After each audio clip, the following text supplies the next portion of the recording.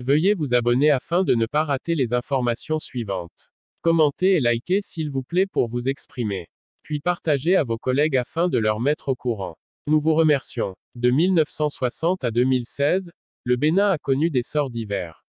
Mais depuis 2016, un travail sérieux et efficace se fait et tous les secteurs ont subi des réformes profondes qui commencent par donner des fruits et prédisent un avenir radieux.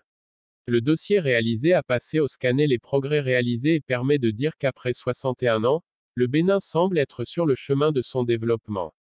Les grands changements orchestrés pour améliorer le climat des affaires au Bénin engagé sur un vaste chantier de modernisation de son économie, le Bénin accorde un intérêt particulier au climat des affaires. Depuis 2016, de nombreuses réformes sont mises en œuvre conformément au programme d'action du gouvernement qui reconnaît le secteur privé comme le principal acteur du développement économique. Si cette batterie de réformes a permis au pays de passer, de 2016 à 2020, de la 158e à la 149e place dans le classement Doing Business DB de la Banque mondiale, les autorités ne se sont pas arrêtées en si bon chemin. Sous la rupture, le Bénin connaît des réformes inédites, jamais enregistrées depuis l'indépendance. Grâce à la nouvelle dynamique, le Bénin se fait remarquer en matière de création d'entreprises, dans la protection des investisseurs, l'exécution des contrats, le raccordement à l'électricité. En effet, ces réformes ont permis la création plus rapide d'entreprises, en réduisant les coûts et les formalités au niveau du guichet unique de formalisation des entreprises GUF. Le Bénin a facilité le commerce transfrontalier, en développant davantage le système électronique de son guichet unique avec pour conséquence la réduction du temps nécessaire aussi bien pour les opérations d'importation que d'exportation. Selon la Banque mondiale, le Bénin a surtout amélioré la fiabilité et la transparence au niveau de l'administration foncière ainsi que la célérité dans les procédures en matière de transfert de propriété se sont améliorées au Bénin. Une amélioration que viennent confirmer les statistiques officielles sur les transactions foncières. La fixation des coûts et délais pour les actes de transfert de propriété, la mise en ligne du cadastre ainsi que la mise en place d'un processus de gestion des litiges ont également contribué à la performance du pays. Les réformes ont été particulièrement concentrées sur la numérisation et l'extension de l'accès à distance aux services publics. Également, l'amélioration a consisté à moderniser l'organisation judiciaire en mettant en place une chambre dédiée à toutes les petites créances en matière civile commerciale et non d'une valeur inférieure à 5 millions de FCFA, au tribunal de commerce de Cotonou et au tribunal de première instance de Cotonou. Selon le conseiller technique en suivi et évaluation des réformes du MEF, Ilyas Sina, sur le plan de la création des entreprises au Bénin, le gouvernement a favorisé l'égalité femmes-hommes grâce à la suppression de la demande de l'acte de mariage pour les femmes dans les procédures d'établissement de documents d'identité.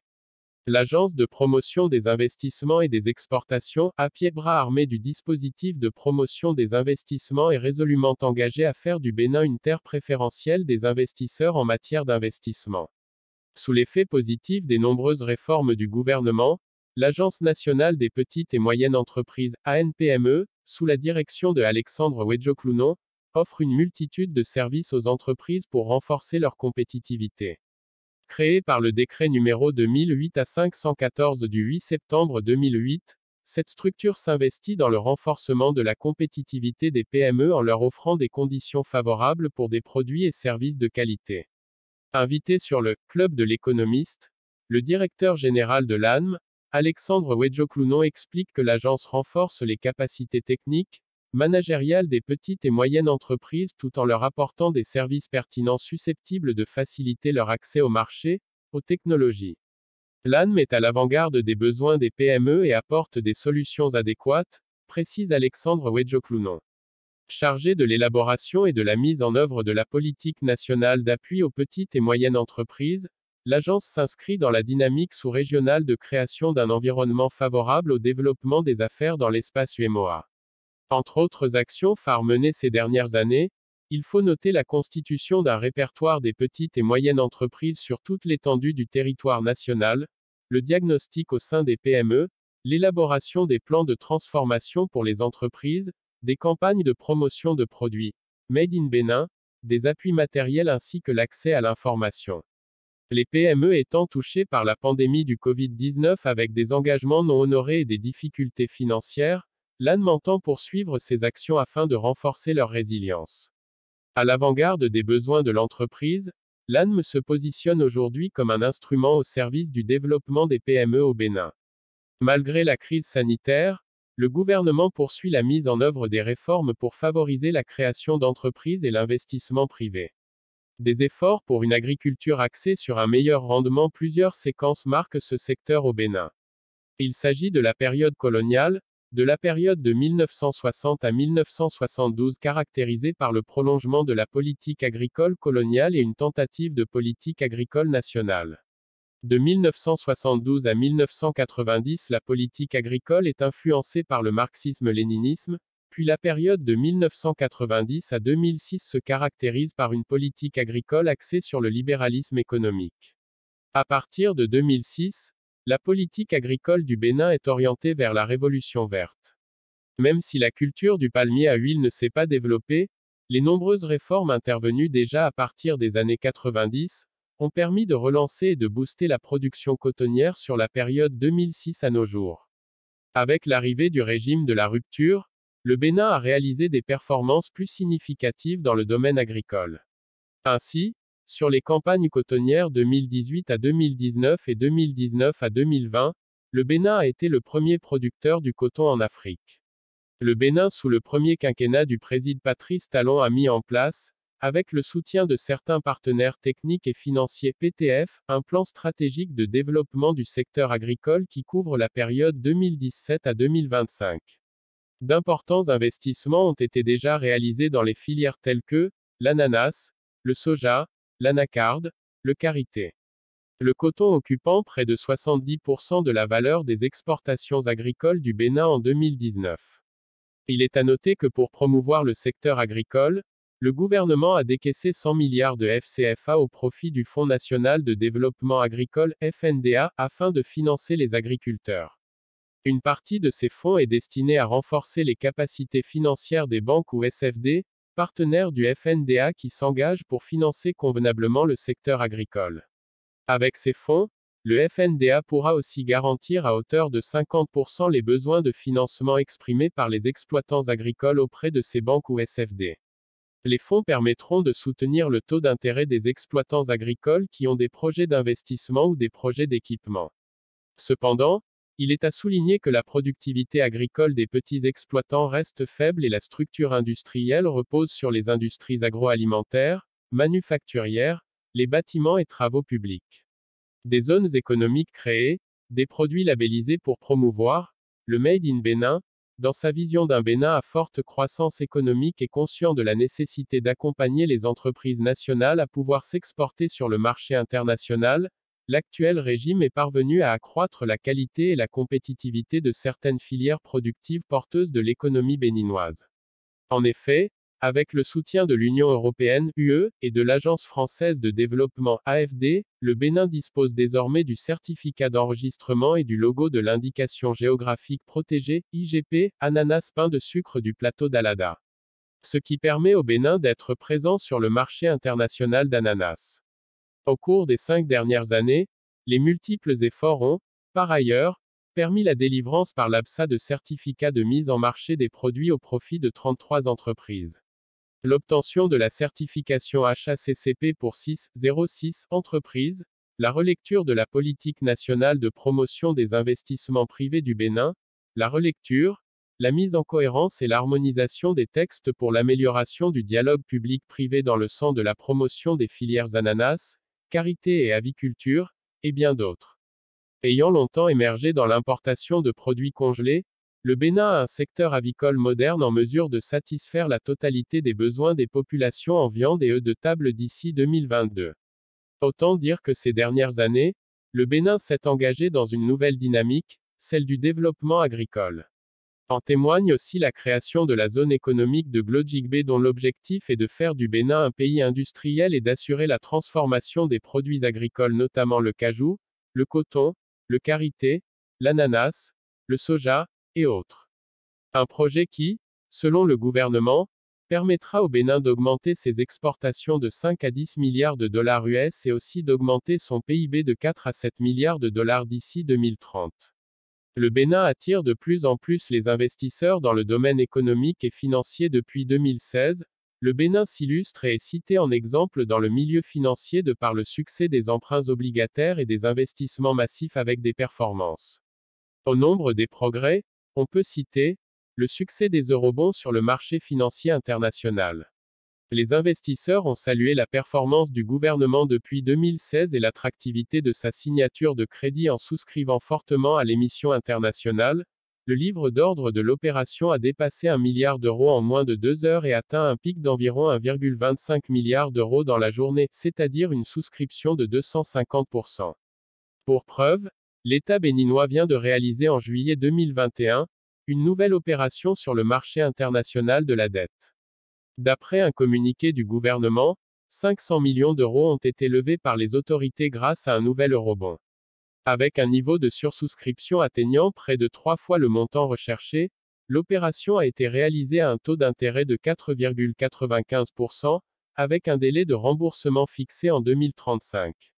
En comparaison, les derniers eurobonds émis par le pays en début d'année étaient assortis pour le premier d'un taux d'intérêt de 4,8% avec une maturité de 11 ans, et pour le second d'un taux d'intérêt de 6,8% pour une maturité de 31 ans, une performance malgré la Covid-19. D'après le gouvernement, la réussite de cette opération est la preuve que les investisseurs ont adhéré aux réalisations et au programme social du gouvernement du président Patrice Talon, en lien avec son engagement de faire du quinquennat 2021 à 2026 en cours un mandat hautement social. Il faut indiquer que cette dernière opération est la troisième réalisée par le Bénin à ce jour. Après une première émission en 2019, les autorités avaient levé en janvier dernier un eurobond d'1 milliard de dollars en 2 tranches avec un niveau de sursouscription représentant 3 fois le montant recherché. Des emprunts obligataires sur le marché financier régional ont été organisés avec succès. La forte demande pour les obligations béninoises s'est traduite par un coupon de 5,75%, bien en deçà des taux offerts sur le marché régional. Le Bénin est donc parvenu à diversifier ses sources de financement, tout en réduisant le coût moyen de sa dette de marché.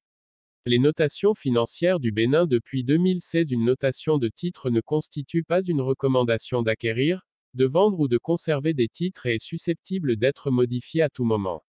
Suite aux solides performances du Bénin malgré la crise du Covid-19, l'agence de notation Moody's avait amélioré en mars la note du pays, la faisant passer de B2 avec des perspectives positives à B1 avec des perspectives stables.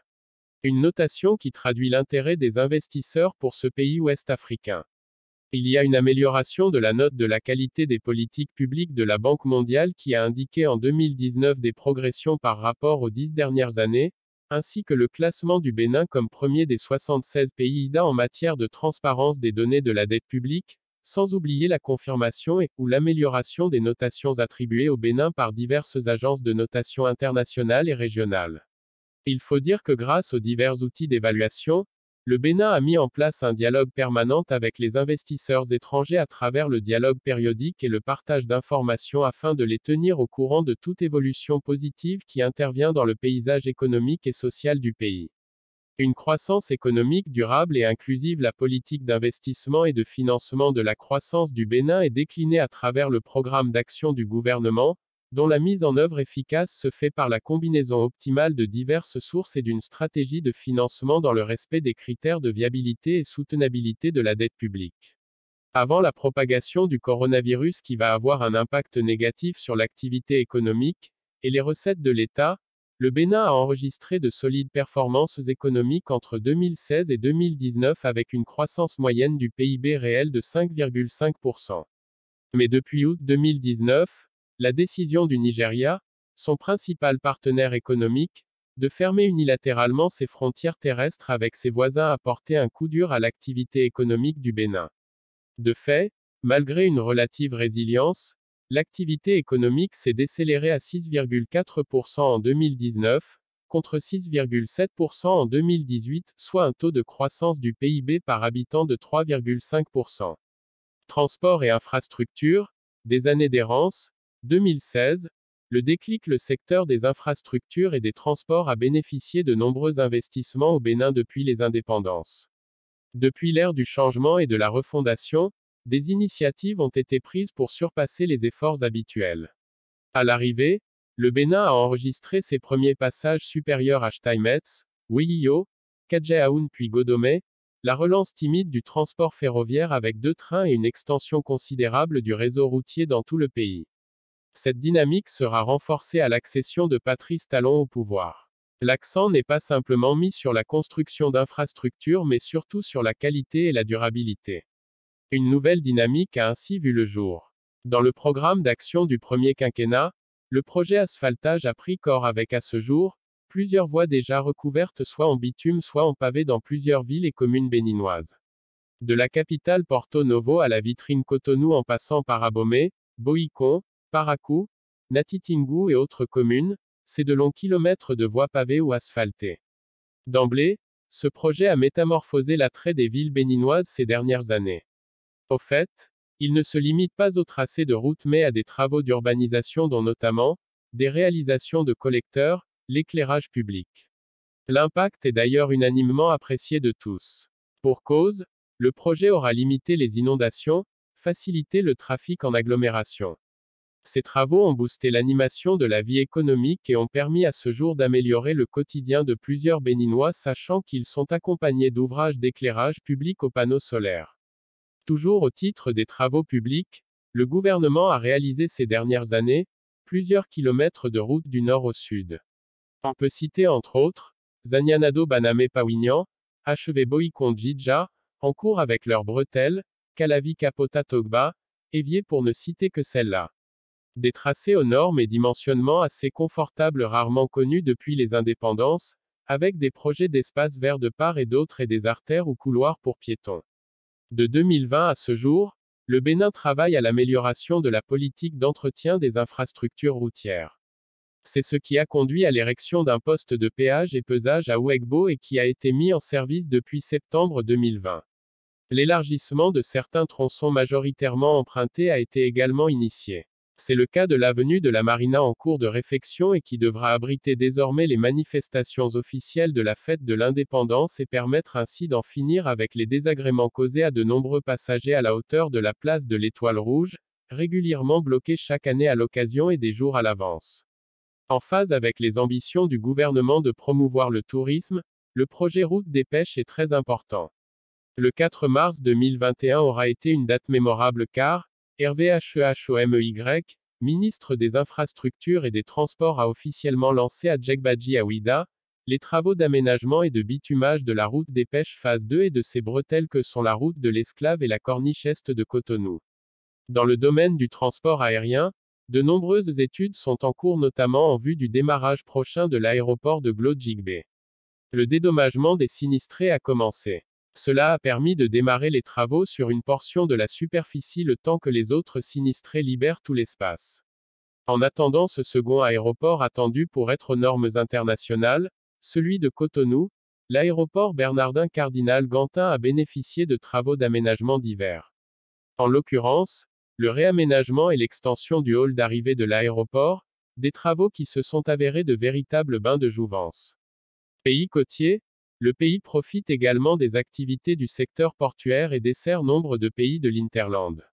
À cet effet, le port autonome de Cotonou est l'une des directions principales sous tutelle du ministère des Infrastructures et des Transports.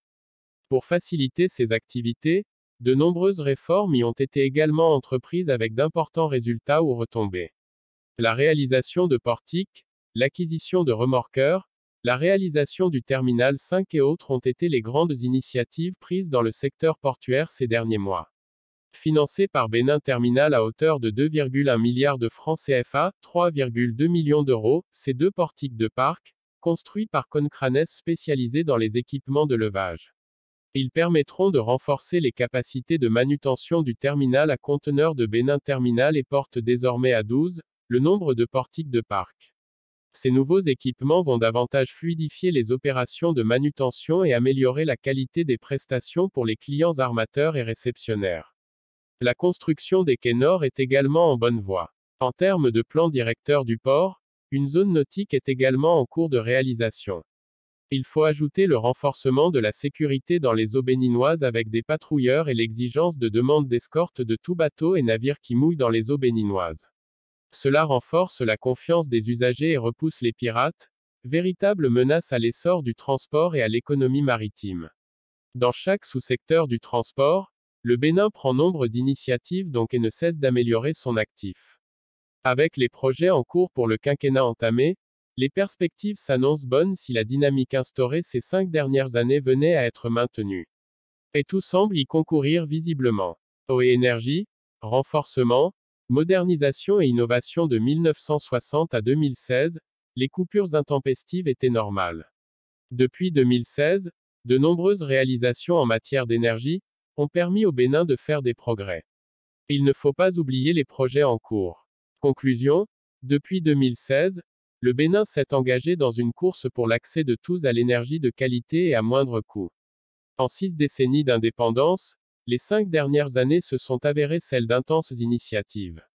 Après la réalisation et la mise en service en août 2019 de la centrale électrique de 127 MW à Mariagleta II, le Bénin attend une seconde infrastructure de la même taille.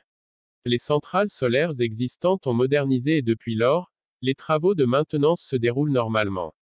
Dans le cadre de la réforme entamée à la Société béninoise d'énergie électrique SBEE, le réseau d'exploitation et de distribution de l'opérateur national est en pleine restructuration sur toute l'étendue du territoire national. Désigné pour abriter le siège du système d'échange d'énergie électrique ouest-africain est une agence spécialisée de la CEDEAO, OAP, qui couvre 14 des 15 pays de la communauté économique. Les infrastructures sont en cours d'installation avec l'appui de l'Union européenne, et l'infrastructure sera mise en service très prochainement. C'est l'une des véritables prouesses de ces dernières années car, le Bénin passera avec cette infrastructure statut de pays dépendant à celui de marché énergétique. En plus du projet asphaltage, le secteur de l'énergie joue également son rôle. L'éclairage public au moyen d'énergie solaire, preuve palpable de la promotion d'un mix énergétique responsable, veut cher au gouvernement. L'électrification rurale, maillon faible, connaît un réel regain d'intérêt et une attention particulière. L'Agence béninoise d'électricité rurale et de maîtrise d'énergie, ABERME, sous la houlette du ministère, a posé en milieu rural plusieurs centaines de lampadaires solaires et fait le bonheur de milliers de Béninois. Des branchements promotionnels sont initiés à la SBEE en vue de faciliter l'accès à l'énergie à tout, car, pour l'équipe gouvernementale en place depuis 2016, c'est un besoin capital et un secteur incontournable de développement. Avec les centaines de lampadaires solaires économiques en distribution, l'économie locale ne cesse de se dynamiser. En définitive, le Bénin pose avec assurance des pas de développement et a plus convaincu avec le sérieux et la rigueur dans la gestion du secteur ces dernières années. Les travaux d'installation de la seconde centrale projetée pour décembre 2020 flottent du fait des effets de la pandémie du coronavirus qui a eu des répercussions sur l'organisation, mais le gouvernement est à pied d'œuvre pour que ce projet se concrétise. À tout cela s'ajoute le programme MCA2 qui appuie les réformes dans le secteur et qui produit aussi d'importants résultats, sachant que les objectifs sont atteints à hauteur de 80% déjà au bilan de l'an 4 du programme.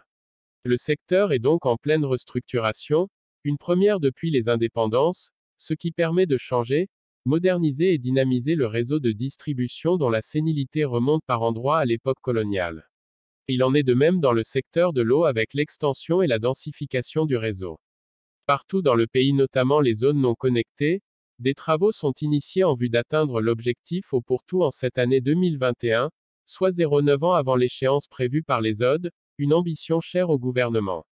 Des défis à relever malgré les nombreux progrès dans l'éducation. Des progrès importants ont été réalisés dans l'éducation depuis l'indépendance à nos jours pour améliorer le système éducatif, en particulier dans les domaines de l'accès et aux conditions d'enseignement-apprentissage. Le Bénin est sur le chemin du développement depuis l'avènement du gouvernement de Patrice Talon. Les taux de réussite aux différents examens au cours de cette dernière année est en progression comparativement aux années précédentes. Il y a eu le recrutement d'enseignants appelés aspirants à la fonction enseignante. Dans l'ensemble, pour les dépenses de l'éducation, le Bénin consacre une très large part à l'enseignement primaire, secondaire et supérieur. Plusieurs infrastructures ont été réalisées dans tous les secteurs éducatifs pour améliorer les conditions de travail des apprenants et aussi des enseignants.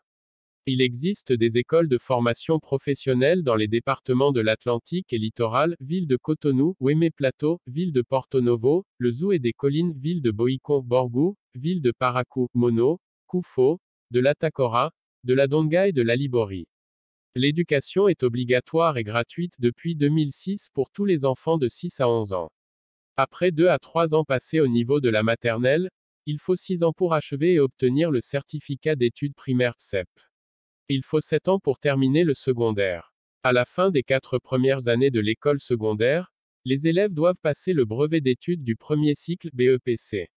Après 3 années, les étudiants passent le baccalauréat. Le Bénin met en œuvre les recommandations du Forum de l'éducation de 2017. Plusieurs dépenses de l'État ont été consacrées à l'éducation en 2013, soit 5% du PIB. En 2014, lors de la conférence de reconstitution des ressources du GPE, le gouvernement du Bénin s'est engagé à maintenir les dépenses d'éducation à 27%, dont 50% destinées à l'enseignement primaire, entre 2014 et 2018. En 2015, les dépenses publiques s'élevaient à 4,4% du PIB, selon l'Institut de statistique de l'UNESCO. Les indicateurs de l'éducation sont en progression malgré les difficultés liées à l'accès des filles à l'école. Entre 2009 et 2011, la proportion de jeunes inscrits à l'université a augmenté de 10% à 12% des 18 à 25 ans, l'un des ratios les plus élevés en Afrique de l'Ouest. Les inscriptions dans l'enseignement supérieur ont doublé entre 2006 et 2011. Ces statistiques concernent non seulement la licence, la maîtrise et le doctorat, mais aussi les formations non diplômantes de l'enseignement. D'autres réformes sont mises en œuvre depuis 2016 dans les 3 ordres de l'enseignement. Le gouvernement vient de lancer des réformes de modernisation de l'enseignement supérieur et de la recherche scientifique. Une politique de développement dynamique et efficace depuis 2016. Le processus de développement du Bénin engagé aux premières heures de l'indépendance en 1960 a été émaillé de soubresauts à l'image de l'instabilité politique qui a régné au pays entre 1960 et 1972. Même si le feu président Mathieu Kérékou a pu remédier à l'instabilité politique en dirigeant le Bénin jusqu'à l'historique conférence nationale des forces vives de la nation qui s'est déroulée en février 1990, soit 18 ans après la prise de pouvoir par l'armée en 1972, il demeure évident qu'en matière de stratégie de développement, le Bénin n'a pas pu beaucoup progresser. Dès l'avènement du renouveau démocratique qui s'est soldé par l'élection du président Nicéphore Dieudonné Soglo en 1990, le peuple béninois a poussé les dirigeants qui se sont succédés à la Marina jusqu'en 2016 à mettre en place diverses stratégies pour conduire la nation vers l'idéal de développement tant rêvé. Mais les résultats auxquels ont abouti ces politiques de développement renseignent sur leur efficacité. La République du Bénin sous le leadership du chef de l'État Patrice Talon a amorcé un tournant décisif par la matérialisation de la vision de celui-ci, soutenue par le gouvernement. Même si tout a commencé bien avant la présentation du programme d'action du gouvernement PAG 2016 à 2021 qui est une première, il convient de noter que ce document a affiché clairement les ambitions de Patrice Talon pour le Bénin. Et quand bien même les experts les plus avertis s'accordaient sur le fait que c'est un programme bien fourni et adapté aux besoins du Bénin, beaucoup demeuraient sceptiques quant à la capacité du gouvernement de matérialiser ses ambitions. Depuis 2016, le Bénin a une stratégie de développement claire, précise et chronométrée.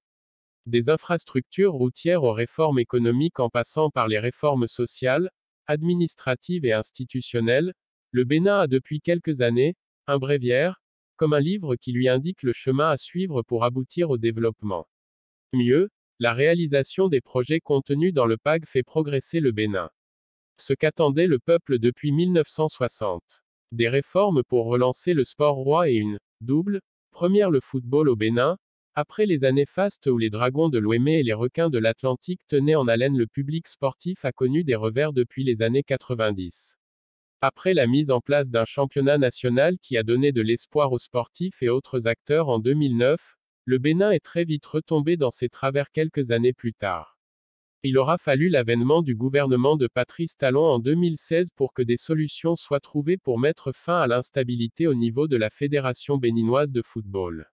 Ainsi, après plusieurs participations à la Coupe des Afrique des Nations 2004, 2008 et 2010, il a fallu 2019 pour que le Bénin passe non seulement au second tour mais aussi qu'il se qualifie pour les quarts de finale.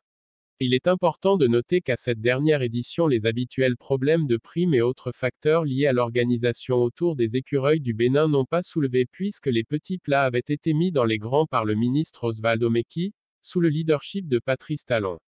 Vers un secteur sanitaire plus proche des couches vulnérables, les gouvernements qui se sont succédés à la tête du Bénin depuis 1990 ont toujours affiché leur volonté de faire de l'accès des couches vulnérables à la santé une réalité. L'ancien président Boni Yayi s'était illustré par des initiatives assez louables mais dont les résultats n'ont pas suivi la promesse de l'homme politique. Depuis 2016, le secteur sanitaire a retenu l'attention du gouvernement de Patrice Talon. Pour rapprocher les praticiens de la santé des couches vulnérables, le ministre de la Santé a mis un terme aux agissements de plusieurs agents de santé qui travaillaient dans le public et dans le privé en même temps.